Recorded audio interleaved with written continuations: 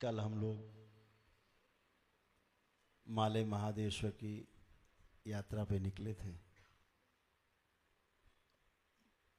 बहुत अच्छी यात्रा रही माले महादेश्वर की, भगवान भोलेनाथ की। ऐसी छटा है वहाँ पर, ऐसी ऊर्जा है वहाँ पर, जो जाता है स्नान करके एकदम शुद्ध और पवित्र हो जाता है। बहुत सुंदर।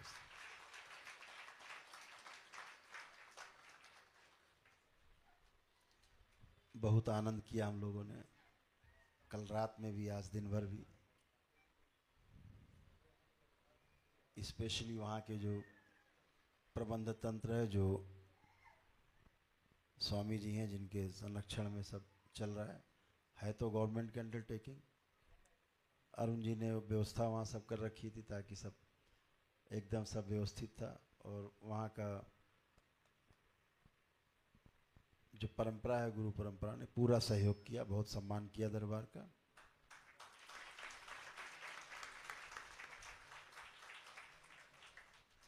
जैसे हम केरल गए थे अम्मा जी के यहाँ, माँ अमृता आनंदमयी अम्मा, उन्होंने भी खूब स्वागत किया दरबार में, अपने दरबार में, अपने मंच से। अगले दिन अपने घर में बुला करके व्यक्तिगत उन्होंने करीब 25 मिनट समय दिया धर्म चर्चा पे।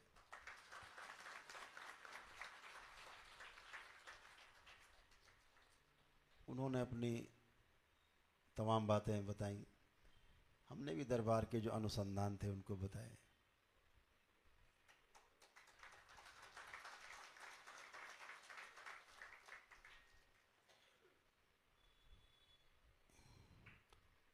इतना ही कह सकते हैं, वो बहुत अच्छी है।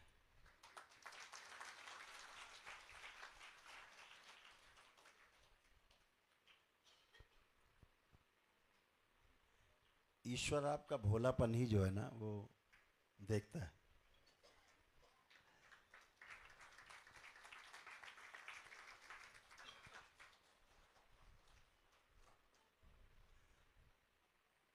भोलेनाथ कहा जाता है ना, भोलेनाथ सर्वत्र इसीलिए क्योंकि भोले भाले हैं, इसीलिए वो सर्वत्र है, सब जगह है, भोले भाले हैं।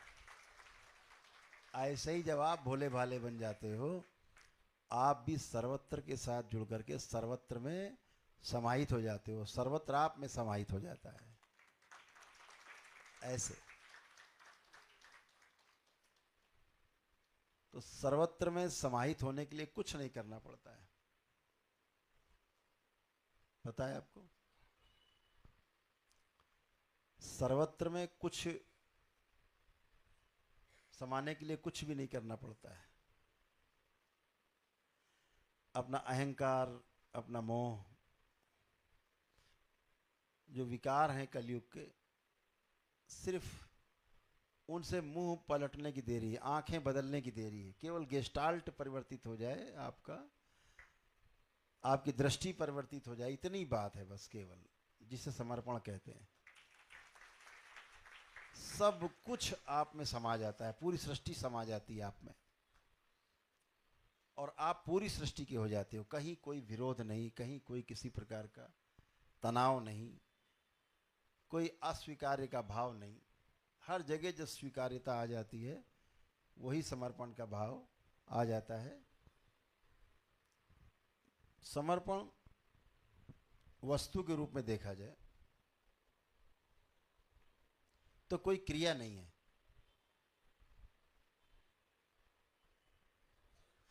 समर्पण किया नहीं जा सकता कभी भी। समर्पण करने का अभिनय कर सकते हैं आप, लेकिन समर्पण कोई क्रिया नहीं है, समर्पण किया नहीं जाता, समर्पण गुरु के समक्ष हो जाता है।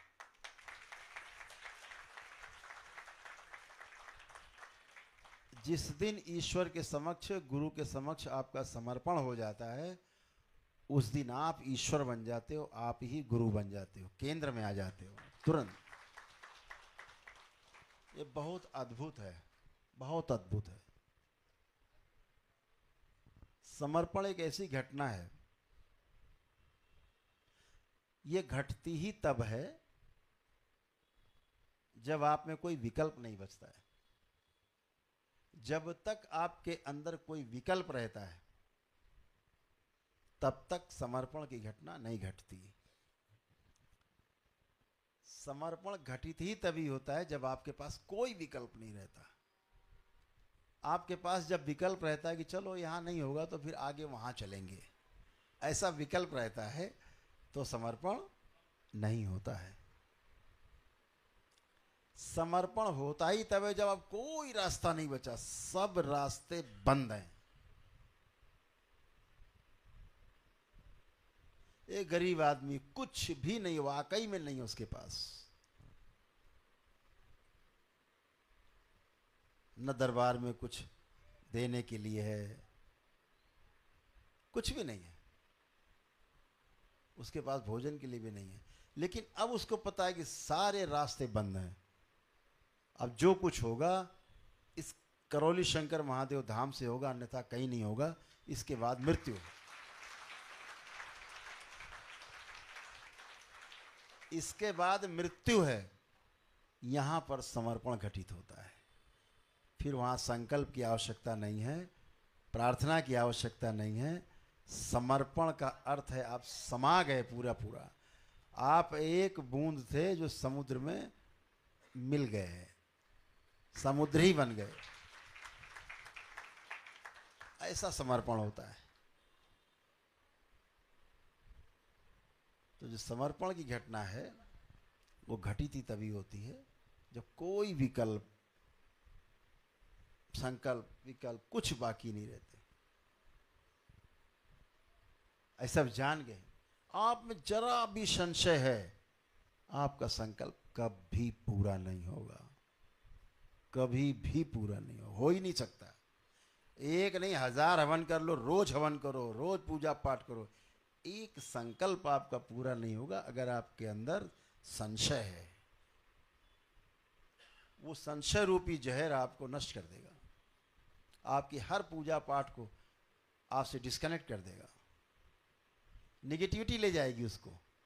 आपके अंदर संशय आया, आपका पुण्य निगेटिविटी ले गई। ध्यान रखिए, इस बात को बहुत प्रेम से समझना है। कैसे आपका पुण्य लोग खा जाते हैं, कैसे खा जाते थे।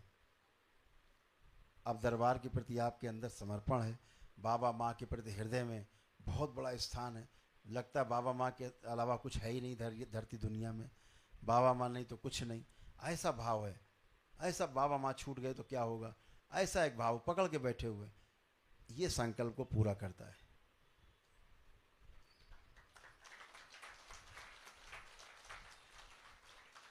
और ये संकल्प को आपके पूरा करता है, साथ ही साथ आपके अंदर बचे हुए विकल्प को भी धीरे धीरे नष्ट कर देता है और आप में समर्पण घटित हो जाता है, पूरा पूरा पूरा समर्पण हो जाता है। फिर जैसे ही समर्पण हुआ, अभी एक सज्जन आए, अभी एक सप्ताह पहले, 10 दिन पहले की बात है, मेरे सामने स्क्रीन पे वनडे करके, वो दूसरा वनडे किया उन्होंने, तो दरबार ने दिखाया कि इसके अंदर बहुत ज़बरदस्त समर्पण है उनकी धर्मपत्नी के अंदर। तो हमने कहा ये जो आपकी धर्मपत्नी, आप लोग तो संकल्प करते हो, जो करते हो ठीक से नहीं कर पाते हो, लेकिन आपकी धर्मपत्नी जो है वो संकल्प इनका बहुत गहरा है। उनके पतिदेव बोले, गुरुजी ये संकल्प ही नहीं करती। जब संकल्प शुरू होता है कमरे में चली जाती, बोली ठीक है मेरे बाबा हैं, आप लोग करो संकल्प। मैंने कहा यही तो है, यही तो उनके पास संपत्ति है, इनके रोम रोम में बाबा बसे हुए हैं, माँ बसी हुई है। बोली ऐसा ही है गुरुजी, मैं सोचती हूँ बाबा माँ मेरे हैं, मेरा कौन क्या कर लेगा, कुछ नहीं, मैं ठीक हूँ, ऐसा है। मेरे कितना बड़ा संकल्प है, कितना बड़ा विश्वास है, वो विश्वास ही काम करता है। आप सब बाबा माँ के बहुत प्यारे दुलारे सब हैं। आप प्रार्थना करते हो, संकल्प करते हो, क्योंकि आपके अंदर गहरी आस्था है और आप स्वस्थ होते हो। आप देखते हो कैसे कैसे परेशान लोग, आपके तमाम गुरु भाई गुरु बहनें कैसे कैसे परेशान, आप स्वयं कैसे कैसे परेशान थे। आज आप आनंद बैठे हो, बाबा की शरण में हो, बाबा माँ के प्रति अटूट विश्वास है, कुछ भी होगा बाबा माँ है हमारे, देख लेंगे।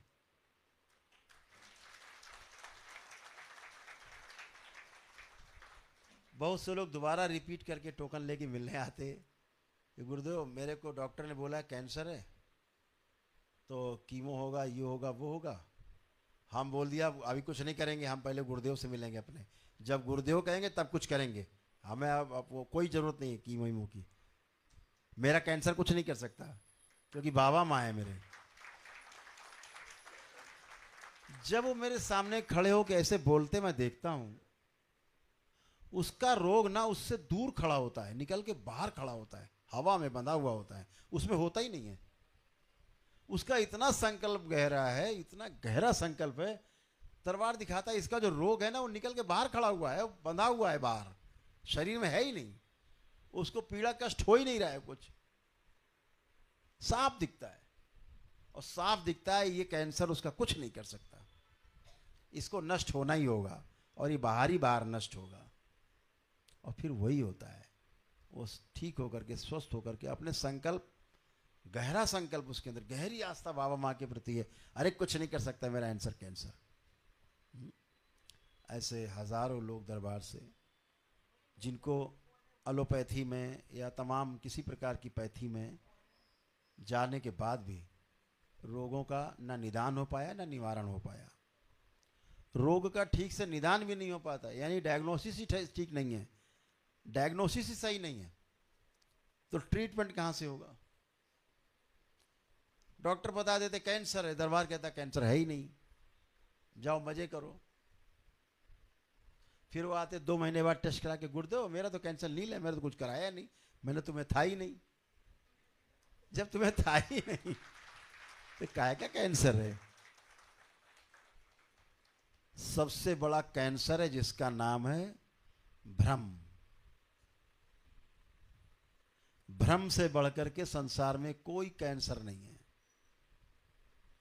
जिसको भ्रम है उसको भय निश्चित रूप से होगा, और जिसको भय है उसके मस्तिष्क में सूजन जरूर उत्पन्न होगी, और जिसके मस्तिष्क में सूजन उत्पन्न हो गई है उसको रोग जरूर बनेंगे। बुखार से लेके फिर कैंसर तक सब बनते हैं। जिसमें भय ही नहीं है, जिसमें भ्रम ही नहीं है, संसार में 2 प्रकार के मानव हैं, तीसरा मानव नहीं है। इस संसार में 2 प्रकार के लोग हैं, या तो जागृत हैं और या फिर भ्रमित हैं। भ्रमित मानव अज्ञानतावश भ्रमित है, और जागृत मानव अपने संकल्प, अपने प्रार्थना की शक्ति पर, अपने गुरुओं के विश्वास पर, अपने ईश्वर के विश्वास पर, अपने स्वयं के कर्मों से जागृत है। 2 ही तरह के मानव, तीसरा है ही नहीं। यह कह सकते हैं कि मानव जागृति क्रम में है, जो धीरे धीरे जागृति की ओर बढ़ रहा है, उसे हम कहेंगे कि वो मानव बनने की चेष्टा कर रहा है।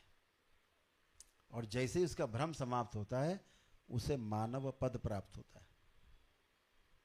मानव पद प्राप्त होते ही वो देवत्व की रास्ते पे चल निकलता है, और जैसे ही देव पद प्राप्त होता है, देव पद प्राप्त होते ही दिव्य पद की यात्रा पर निकल पड़ता है, और दिव्य पद प्राप्त होते ही वह पूर्ण हो जाता है।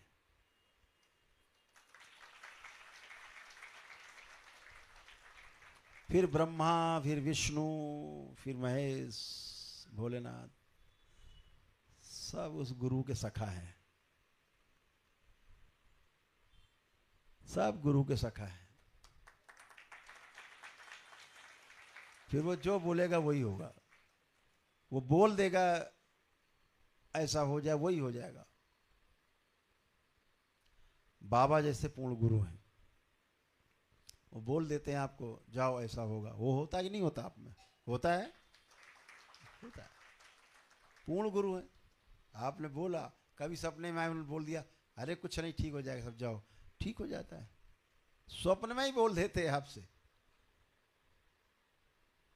तो पूर्ण गुरु जो मुख से बोल देते हैं वो पूरा होकर के ही रहेगा, उससे बचा नहीं जा सकता। सृष्टि को हर वो काम करना पड़ेगा जो पूर्ण गुरु के श्रीमुख से निकलेगा। बाबा और माँ के श्रीमुख से जो निकलेगा पूर्ण होके ही रहेगा, पूर्ण होता ही है।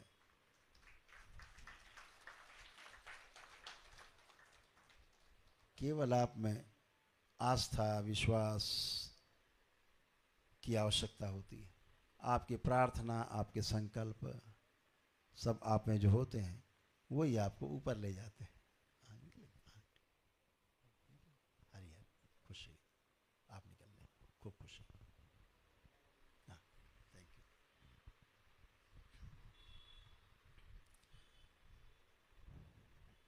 यू। इस संसार में कोई भी वस्तु पाना दुर्लभ नहीं है। अगर दुर्लभ है तो सच्चा गुरु मिलना दुर्लभ है। सच्चा गुरु मिल जाए तो फिर कुछ दुर्लभ नहीं। वस्तु तो आती जाती रहती, नश्वर है।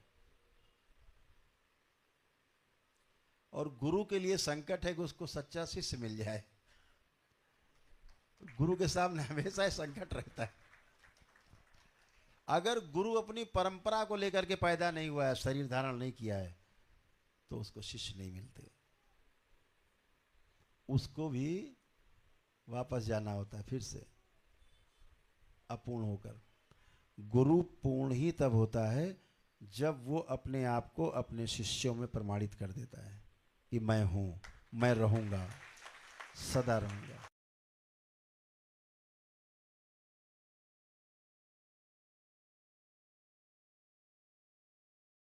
हम समय बाबा अपने आप को प्रमाणित करते हैं।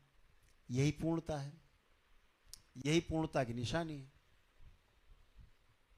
इस संसार में सबसे पहली गुरु मां है, हमेशा ध्यान रखो।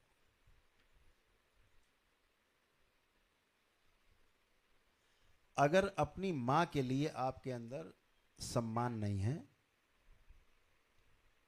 आप कभी शिष्य भी नहीं बन सकते। गुरु बनना तो बहुत बड़ी दूर की बात है। सबसे पहले मां। हम मां के साथ रहते हैं। ये हमारी संसार की, इस भौतिक जगत की सबसे बड़ी उपलब्धि है कि जिसने हमें जन्म दिया, हम उसके साथ आज भी रह रहे हैं। ये हमारी इस सृष्टि के अंदर रहने पर सबसे बड़ी उपलब्धि है।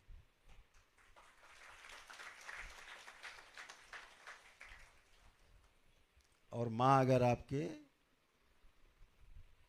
ओल्ड एज होम में है, दूसरों के संरक्षण में है, तो फिर तो कुछ नहीं हो सकता। जिसके लिए अपने मां के लिए प्रेम नहीं हृदय में है, वो किसी को प्रेम नहीं कर सकता। उसका सारा प्रेम नकली है, सब नकली। तो सबसे पहली गुरु मां। जब मां के प्रति प्रेम होगा तो पिता के प्रति आपके अंदर सम्मान जागेगा, स्नेह जागेगा। अदरवाइज पिता से भी आपका स्नेह सम्मान खत्म हो जाएगा। ध्यान रखो, छोटी छोटी बातें। अगर आपने इतना कर लिया, माता पिता के प्रति गहरा सम्मान, जब तक आपको सच्चा गुरु नहीं मिलता, जब तक आपको पूर्ण गुरु नहीं मिलता, तब तक आप केवल अपने माता पिता को ही गुरु मान करके पूजते रहें। एक दिन गुरु चल के आपके दरवाजे पर आएगा। यही नियम है। बाबा ने हमसे कहा, हम तो अध्यात्म को ही अपना लक्ष्य मानते थे। तंत्र के बारे में तो कुछ ABCD पता भी नहीं था और इच्छा भी नहीं थी कि हम जाने। मुझे लगता था आध्यात्म से सब कुछ पार हो जाएगा।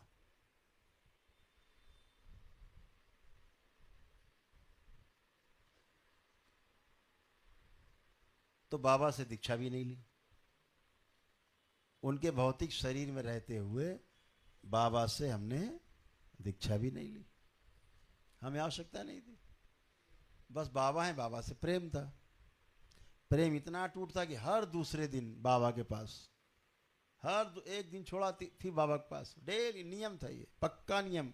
कभी कभी तो सप्ताह में 5 दिन बाबा के पास, कोई काम नहीं, जाना बाबा के पास, बैठना, बाबा की सेवा करना, हाथ पैर दबाने, सेवा करना, थोड़ी बातें करनी 2-4 वाक्य में। और शाम होते हुए जहाँ 4 बजता था बाबा की एक चुटकी बजती थी, बच्चा चलो जाओ। 4 बजा, चुटकी बजी, घड़ी घड़ी थी नहीं, लेकिन घड़ी मिला लो, चुटकी ठीक 4 बजे बजती थी कि अब घर वापस जाओ, क्योंकि घर जाना कितना है, करीब 100 किलोमीटर। तो बचपने में मैं बाबा के पास चले जाता था। तो जब बाबा ने कहा अच्छा तो तुम ध्यान साधना करी हो, हाँ तो ठीक है,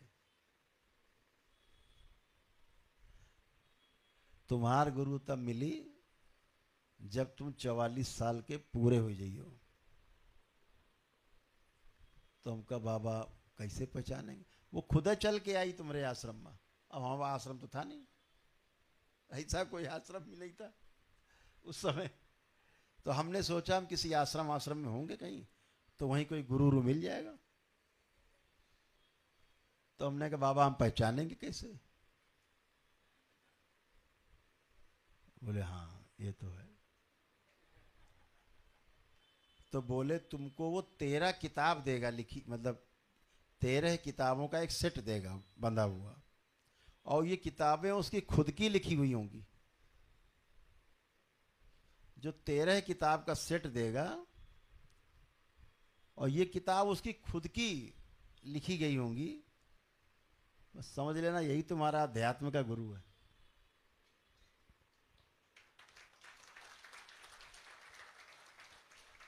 और यही हुआ, नागराज जी को चल के आश्रम आना पड़ा। मैं प्रतीक्षा में था, आके चले भी गए, लेकिन हमें पता भी नहीं लगा कि मैं 44 साल का हो गया हूं। और बाबा की वाणी सिद्ध हो रही है, मेरे तो ख्याल में भी नहीं था। वो आए आंधी तूफान की तरह, 1 घंटे रुके, उतरते ही जैसे ही उतरे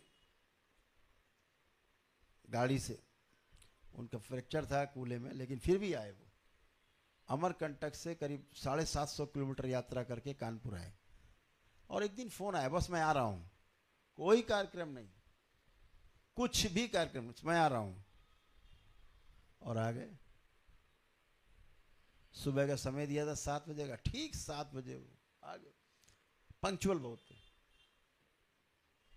गाड़ी से उतरे, मैंने उन्हें माला पहनाई, हमारे से दोनों हाथ पकड़े, ऐसे जैसे मित्र पकड़ता है एक दूसरे के, दोनों हाथ से मेरे दोनों हाथ पकड़े। फिर बोले आपका संकल्प पूरा हुआ। मैं नहीं समझ पाया, मैं नहीं समझा क्या बोले, क्यों बोले, शब्द याद हैं। हाँ, राजा साहब आपका संकल्प पूरा हुआ। मैं 2 बातें नहीं समझा, राजा साहब बोले और संकल्प पूरा हो गया बोले।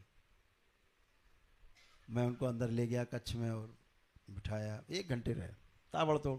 जिले के कलेक्टर और कमिश्नर सब मिलने के लिए आ गए, उनको पता था, हमारे मित्र लोग थे वो, कि आएंगे बाबा, हम भी मिलेंगे, सूचना दे दी बाबा आने वाले।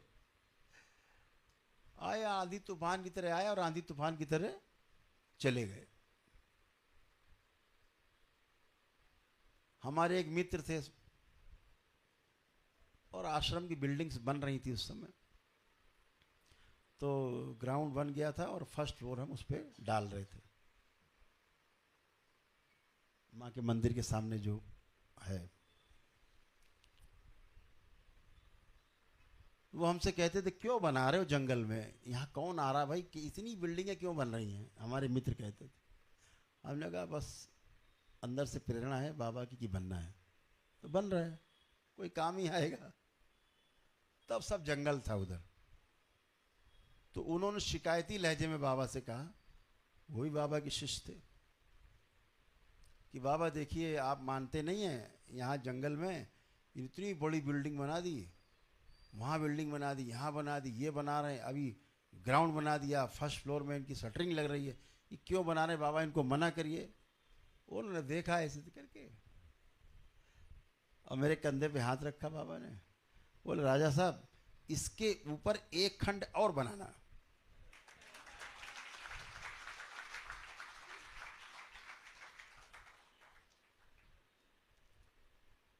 ऐसे होते हैं गुरु।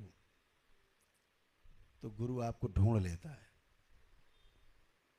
क्यों ढूंढता है, उसकी भी गरज है, उसे भी पूरा होना है। गुरु और शिष्य ऐसा है, ऐसा है, ऐसा भाव, ऐसी पकड़ होती। क्योंकि हर व्यक्ति में एक गुरु छिपा है।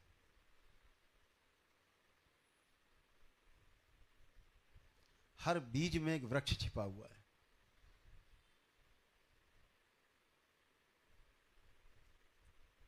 सब में गुरुत्व है, सबके अंदर गुरु की शक्ति है, सब गुरु बन सकते हैं। लेकिन मैंने बताया एक ही रास्ता गुरु बनने का है, वो समर्पण का रास्ता है, दूसरा रास्ता नहीं है। गुरु बनने से आप कभी गुरु नहीं बनेंगे। गुरु तो होने वाली घटना है, गुरु होना एक घटना है। गुरु कोई प्रयास से नहीं बनता, गुरु कोई अपने तमाम कार्यक्रमों से नहीं बनता। गुरु बनता है सिर्फ समर्पण से, मात्र समर्पण से। बूंद समुद्र में समा गई, बात खत्म, समुद्र बन गई, इतनी बात। तो जहां संकल्प में विकल्प बचा, जहां आपकी प्रार्थना में विकल्प है, जहां आपके संकल्प में विकल्प है, जहां समर्पण में विकल्प है, पूरा नहीं होता। पूरा तभी होता है जब आपका समर्पण मजबूत होता है, आपका संकल्प मजबूत होता है। तो आप सभी बाबा के जो सब लाडले हो, आप सभी को बाबा माँ की ओर से बहुत बहुत अनंत शुभकामनाएं। आप सभी हमेशा स्वस्थ रहें, प्रसन्न रहें, सुखी रहें, समृद्ध रहें। आप सभी के जीवन में बहुत खुशहाली आने वाली है। दरबार में ऐसी दिव्य शक्तियां खुली हैं। धीरे धीरे प्रॉस्पेरिटी जो है, जो समृद्धि है, धीरे धीरे सभी की बढ़ रही है, धीरे धीरे सबकी बढ़ रही है, बढ़ती जा रही है। और अपेक्षा है कि बाबा जरा और कुछ और थोड़ा हो जाए, वो भी हो रहा है, वो भी हो रहा है। धैर्य, धैर्य रखना, धैर्य पूर्वक सब हो रहा है। अभी दरबार ने जो घोषणा की कि आने वाली पूर्णिमा में, जो दिसंबर माह में है, पहले हरिद्वार में रखी गई थी, दिसंबर में घोषणा की गई थी, लेकिन बहुत सर्दी पड़ने के कारण लगभग 0 टेम्परेचर वहाँ जाने की संभावना है। 14, 15, 16 दिसंबर जो वहाँ पर रखा गया था पूर्णिमा का कार्यक्रम, तो काफ़ी तकलीफ होती परिवारों को, बच्चों को। तो ये हुआ कि आश्रम में मनाया जाए, वहाँ सारी ऐसी सुविधाएं कि सर्दी अर्दी से बचा जा सकता है, तो दरबार में ही मनाया जाए। 14, 15 और 16 तारीख को पूर्णिमा मनाई जाएगी। 14 तारीख को पूर्णिमा है जिसमें मंत्र दीक्षा होगी, 15 को भी तंत्र दीक्षा है, 16 को भी वो लोग चुने जाएंगे। ऐसा दरबार का संकल्प है कि छांट करके वो 100 लोग चुने जाएंगे परीक्षा में। कड़ी परीक्षा से गुजरना होगा, उसमें बहुत कड़ी परीक्षा दरबार लेगा, ध्यान रखो। 100 के चुनाव में मैंने बताया वही समर्पण सबसे बड़ा फार्मूला है, ध्यान रखना। चुनाव का भी सब कुछ पीछे रह जाता, अगर समर्पण रहता दरबार कहता ठीक है, ओके सिलेक्टेड, अंदर करो इसको। हम देखते योग्यता में कमी है, दरबार कहता है सेलेक्ट। संकल्प इसका बहुत गहरा है, हाँ? समर्पण गहरा है। तो सेलेक्ट हो जाता है। तो 100 लोग वो चुने जाएंगे, वो चाहे दूसरे लेवल की तंत्र दीक्षा में हो, चाहे पहले लेवल की तंत्र दीक्षा में हो, चाहे 5वें 6ठे 7वें लेवल की तंत्र दीक्षा में हो, 100 लोग उन सब में से चुन करके आएंगे। वो लोग सीधे 10वें लेवल पे जाएंगे डायरेक्ट।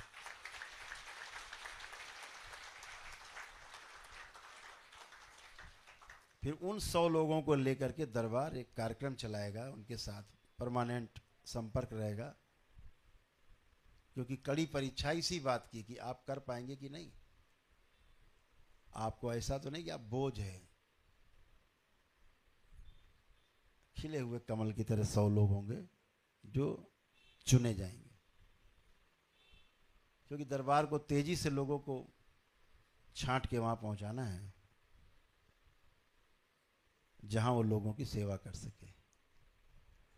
ये दरबार ने इसीलिए निश्चय किया है कि सभी लोगों को तेजी के साथ तंत्र में पारंगत किया जाए, व्यवस्था को समझने में आपकी मदद की जाए।